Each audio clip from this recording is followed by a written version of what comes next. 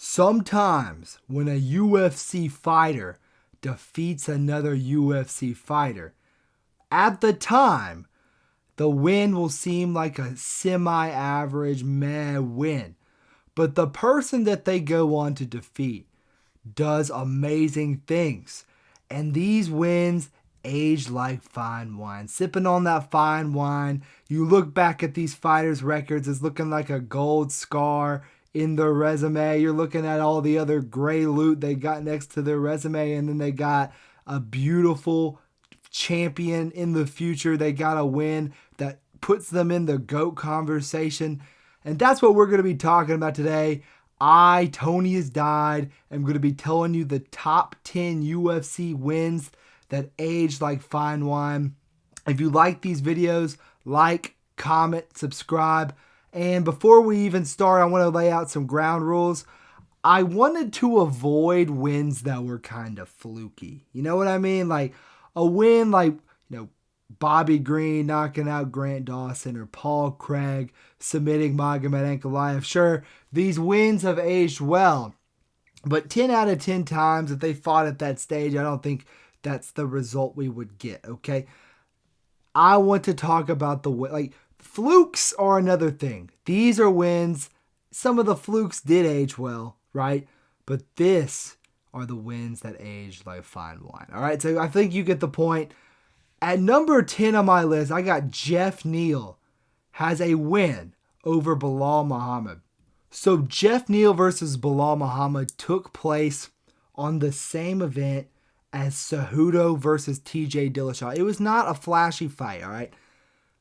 It was a technical, slow-paced, tactical fight. Belal's doing fucking Belal shit, using his fucking pressure, using his tight boxing. But Jeff Neal had the bigger power, and Belal got fucking hit in the fucking face. He got dropped horribly in this fight. Belal, he had some moments, but ultimately Jeff Neal ended up defeating Belal Muhammad. And the UFC was not keen on Belal Muhammad's style. He was mostly a decision merchant. Still is.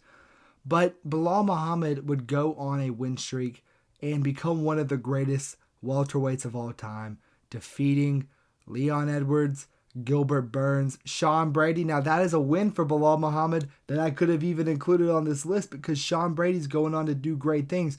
Vicente Luque, Wonderboy, Damian Maia. These are all phenomenal wins that Belal went on to capture after his loss to Jeff Neal. And this is a win that Jeff Neal can flex for the rest of his life. I beat that guy. Like this will basically just be the entire, Adesanya maxing. I beat that guy one time. That's what this is going to be. All right. At number 9 on the list, we got Ricky Simón versus Merab Dvalishvili. Now this was a really weird fight.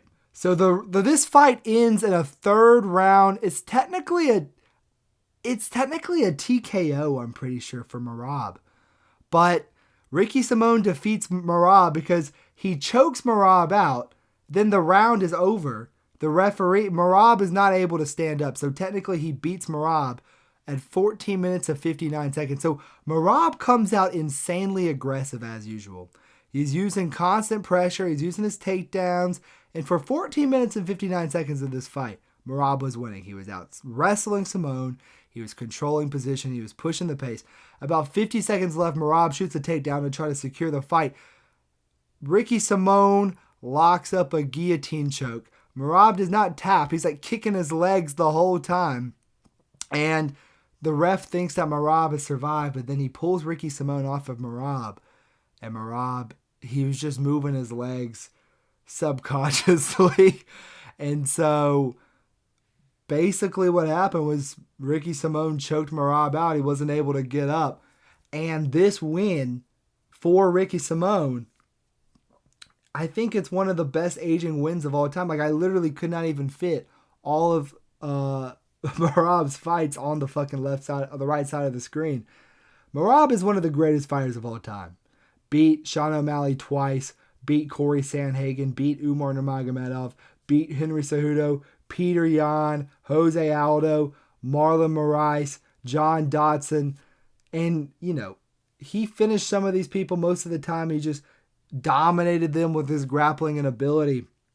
This is a win for Ricky Simon that, he can just hang it up on the fucking refrigerator, literally just put it next to his fucking, It's weird because a lot of these people that have these kind of wins, they go on and do mediocre things. Like Ricky Simon, don't get me wrong, he's a good bantamweight. He's fighting this weekend.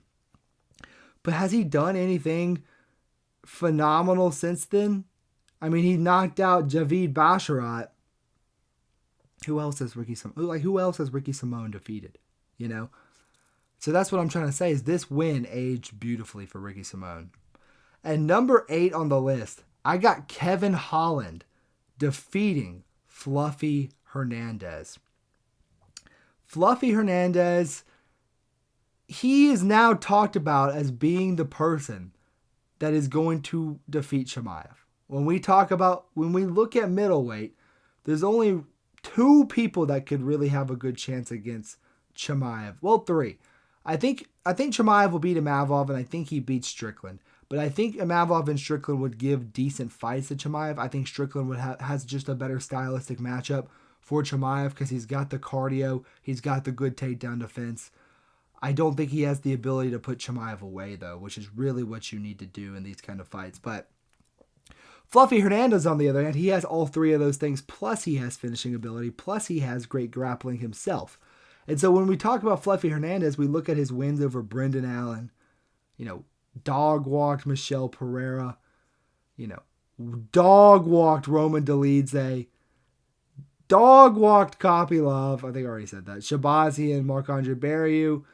The Vieira win is all right, I guess, but we talk about Fluffy Hernandez now. He's top 5 in this division. People forget, man, Kevin Holland. Kevin Holland put out Fluffy Hernandez with a nasty body shot. Doing his normal Kevin Holland bullshit, relaxed, joking, talking shit. Fluffy came in trying to fucking wrestle him and clinch him up. And yeah, man. Fluffy Hernandez got put out with a body shot. Just 30 seconds into the fight, it was a crazy knockout, and it is a win that has aged beautifully for Kevin Holland, all right? At number 7 on the list, man, people forget that Joe Duffy defeated Conor McGregor via submission in Cage Warriors, man. People forget. And it's crazy because Joe Duffy, when he came to the UFC, he was not very good. He just was a complete jabroni in the UFC. But you look at what Conor McGregor went on to do after losing to Joe Duffy via submission. I mean, do I even need to fucking talk about Conor McGregor? I mean, he beat Max Holloway, he beat Dustin Poirier, he beat Chad Mendes, beat Jose Aldo. I mean, he's the most entertaining fighter, the most popular fighter, sold the most pay-per-views, changed the UFC forever. But people forget that Joe Duffy is the secret owner of Conor McGregor's bloodline. Now, I guess you could say that this is a win that kind of like a tadpole win, but McGregor was undefeated until he fought Joe Duffy. And I think that this is, obviously I'm not going to be like, bro, this is the same caliber as Khabib beating Conor. No, I'm not saying that. But what I am saying is that this win just aged well, man. That's the point of the whole fucking video, I guess. But yeah, man, we talk about these Conor McGregor losses. We talk about Poirier. Poirier lost to McGregor, and then he got the W, right? Khabib, he took Conor into the 4th round. Okay? Even Nate Diaz, he went into the 2nd round. Joe Duffy, people forget, Joe Duffy, he subbed Conor McGregor out cold in 1 round, baby. That's how the Joe Duffy train does it. But this is a great win for Joe Duffy, all right? The next win we have to talk about is Paul Felder, who basically, he just destroyed Charles Oliveira, all right? And what happened after this loss for Charles Oliveira was a complete reinvention of oneself. Charles Oliveira, we all know him, we all love him, went on to defeat Michael Chandler, Dustin Poirier, Justin Gaethje, beat Jared Gordon, has a bunch of wins at featherweight, and, this seemed just like an average win because Charles Oliveira at this stage was nothing special. He was just a journeyman, you know. He went out there, he tried to get a submission. If he couldn't get it, he would either, you know, he was kind of known to be as a quitter. And Paul Felder went out there and basically just destroyed Charles Oliveira. Yeah, but Oliveira, he goes out there first round, does what Oliveira does, starts rolling for submissions, gets Paul Felder's back, is trying to crank submissions. He wins the first round against Felder. But he keeps going to his back over and over again. And eventually Paul Felder starts to just disrespect it because after a couple of failed submission attempts, Paul Felder realized that he was safe in Oliveira's guard and starts throwing ground and pound shots, nasty elbows onto the temple of Charles Oliveira, and eventually the fight gets stopped via TKO. But this is like the origin story for Charles Oliveira, which is why I had to include it on this list, because after this loss to Felder, changed the fucking UFC forever. So for number 6 on this list, I got Oliveira versus Paul Felder, okay? At number 5 on the list, I got Robert Whittaker versus Wonderboy. Because after this loss at welterweight for Robert Whittaker, where he just could not hang with Wonderboy on the feet, Wonderboy went out there, he was outboxing Whittaker in this fight, which is weird to see because we don't really see Wonderboy use pocket fighting that much, but he was using it against Whittaker. He was just too fast for him, and he threw a big flurry of punches, used a karate blitz, and knocked Whittaker out, finished him off with ground and pound shots. This is the fight that made Whittaker change weight classes, and ever since that moment, he beat Uriah Hall, he beat Brad Tavares, he beat Derek Brunson, Ronaldo Souza, beat Yoel Romero twice, beat Cannonier, Till, Gastelum, arguably beat Adesanya in the second fight, but Adesanya obviously beat him. So, ever since Whittaker lost to Wonderboy, he went up to middleweight, became the champion, and only lost to Adesanya for a very selective period of time. Now, it seems like Whittaker's on the decline of his career now, and there's a couple of other people like Chimaev and Dricus and even DeRitter who have picked up wins against Whittaker. But at the time, this win for Wonderboy aged beautifully, man. Like, this is a great win for Stephen Thompson, who has some of the best striking in the UFC. So, for those reasons, I got to include this at number 5, man, because people forget, man.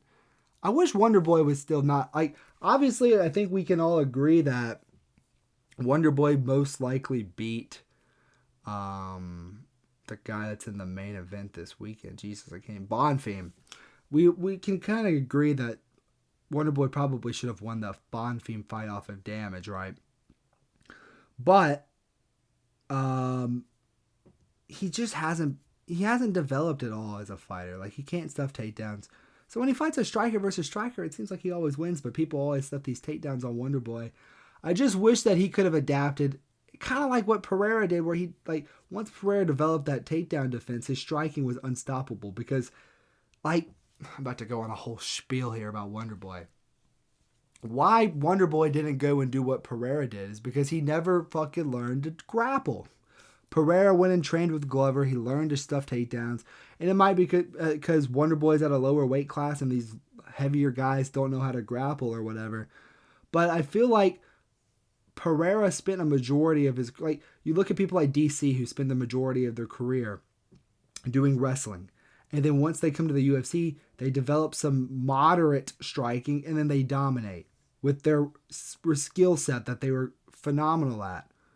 You look at Pereira, who is a glory kickboxer, went on to do phenomenal things in the UFC because he learned how to somewhat grapple, just be able to stuff takedowns. Wonderboy didn't do that. And I feel like if Wonderboy was able to do that, he could have went on to be one of these kind of fighters where we're like, this is the best striker ever. That's how we talk about Pereira, you know? So, I don't know. Just a little rant about Wonderboy. Kind of getting off topic, but let me know what you think in the comments. But number 4 on this list. Now, I could have just included Michael Johnson's entire career, because Michael Johnson has some crazy wins on his resume, like the Dustin Poirier win, the robbery with Dariush that could have gone his way, and some others. But I think that this is the win that aged the best for Michael Johnson. Because after Michael Johnson, he destroyed Tony Ferguson on the feet, beat him to a pulp. After Michael Johnson beat Tony Ferguson's ass, Tony Ferguson went on to become the boogeyman, the scariest fighter in this division, who went to war every single time and struck fear into his fucking opponent's hearts. But yeah, man, I think this win just aged super well for Johnson because Tony went on to beat Cowboy, Anthony Pettis, Kevin Lee for the interim. I mean, Tony was the original Tom Aspinall, man. Literally defending his interim belt against Pettis and Cowboy. RDA, beat RDA. That's a great win. I don't know why I included it twice here. But he beat RDA. He beat Lando Venata. That was a close fight. That was when Venata was a decent fighter, I guess. Barboza, Josh Thompson, Tabao, Trillo. Some of these wins are a little bit overrated for Tony, but we talk about Boogeyman Tony. We need to talk about Boogeyman Johnson, who's on a win streak of his own now. I mean, this unk still got it. We need to see Bobby Green versus Michael Johnson before one of these guys develops irreversible CTE. But honestly, Bobby Green already has irreversible CTE, but I still want to see the fucking fight. But Michael Johnson, he's basically like the Paul Craig of lightweight, except the wins that he gets aren't like fluky wins. They're like actual, he almost beat Gaethje. Like he did beat Dariush and got robbed. He beat Poirier, he knocked him out. He beat Tony. And then he just loses to these fucking nobodies. Like, it's crazy, but a great win for Michael Johnson. That's why I got him at number 4 on the list. At number 3 on the list, I got Usman's win over Sean Strickland. And the reason I have this win is because I could have included Alisio Zaleski, whatever. But I think that when we talk about Kamaru Usman's resume and his legacy, we look at his title run, and it's like Jorge Masvidal twice, Colby twice, Gilbert Burns. Obviously the Woodley win is phenomenal because that was prime, undefeated Woodley. And that's a great win. But we look at the rest of Usman's title run, and it's like, low-key, this win over Sean Strickland aged so well. Strickland would go on to beat Adesanya, arguably beat Dricus, beat Abus, Imavov. Imavov is literally getting the title shot next. Cannonier, that fight could have gone either way. Beat Hermanson, beat Brendan Allen. That Brendan Allen is now in the top 5 after he just dismantled De Ridder. Uriah Hall. His only real loss at middleweight for quite some time before he got beat by Dricus was the loss to Pereira. And so what I'm talking about is that Kamaru Usman's win over Strickland is better than almost his entire title reign. And it's a really good thing to throw into the GOAT conversation when we're talking about Strickland. And not Strickland, when we're talking about Usman. Usman beat him on the feet. He was double punching Strickland. I mean, he took Strickland down a lot as well. But even on the feet, Strickland had nothing for him. And we've seen how good Strickland is defensively and go on to do great things in the UFC. So I have to include this win for Kamaru Usman over Sean Strickland. I think it aged like wine, all right? At number 2 on the list, I've got Deiveson Figueiredo's win over Alejandro Pantoja. When we talk about Deiveson Figueiredo in the GOAT conversation, and when we talk about Pantoja in the GOAT conversation, this is a fight that everybody needs to go watch because it just proves that Figueiredo was one of the best fighters of all time. I mean, let's not even talk about the Benavidez fights where he just pulverized Benavidez. Literally choked Benavidez out and then he woke up screaming. We want to talk about this Pantoja fight because Pantoja, he has one of the best chins in UFC history. Kai Asakura hit Pantoja with a flush flying knee, and it did not do anything to Pantoja. Steve Erceg threw the kitchen sink at Pantoja, could not drop him. Royval and Moreno landed really good shots on Pantoja. Pantoja has gone on to do a phenomenal thing in this division, beating Kopp, who's in the top 10. Royval is in the top 3. Moreno, former champion, beat him 3 fucking times. Royval, already said that. That's kind of shit, that performance. But what I'm trying to say here is Pantoja has gone on and defended his title multiple times. He's cleared out his division. Deiveson Figueiredo beat this fucking guy in his prime.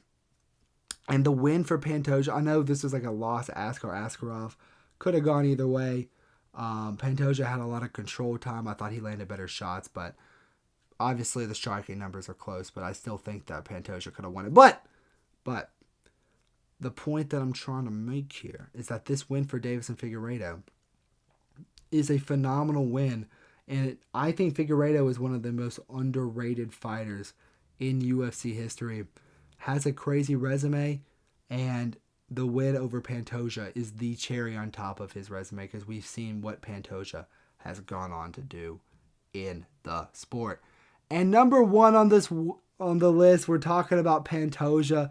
We obviously need to talk about Pantoja's win over Islam Makhachev, all right? I'm about to read off Adriano Martin's record to you guys, all right?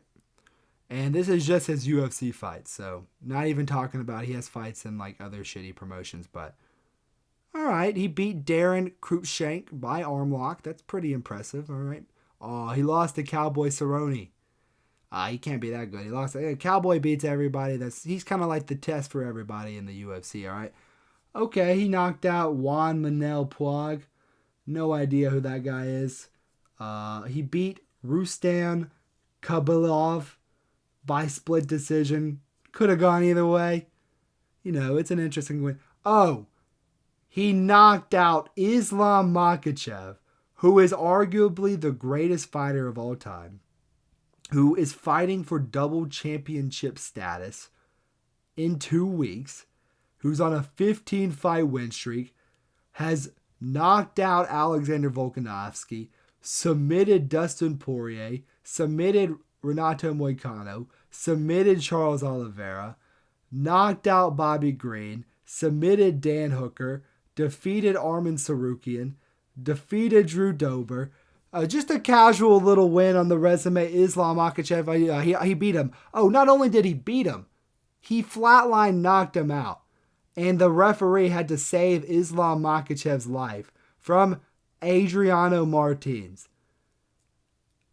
I mean, this is the win that you tell your fucking this is I beat that guy one time personified. This is people forget, man, personified.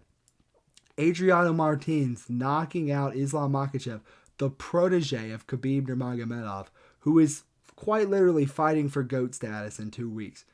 Adriano Martins. We need the rematch, man.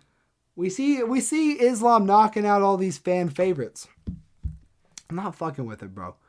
We need to see that Adriano get the smoke back against Makhachev. And this knockout really changed the way that Makhachev fought. Makhachev has been, he doesn't ever walk forward anymore in the striking. He's off the back foot mostly completely. And it's because of this fight he had against Adriano Martins where he got knocked out, bro. And so, yeah, those are the top 10 wins that aged like wine.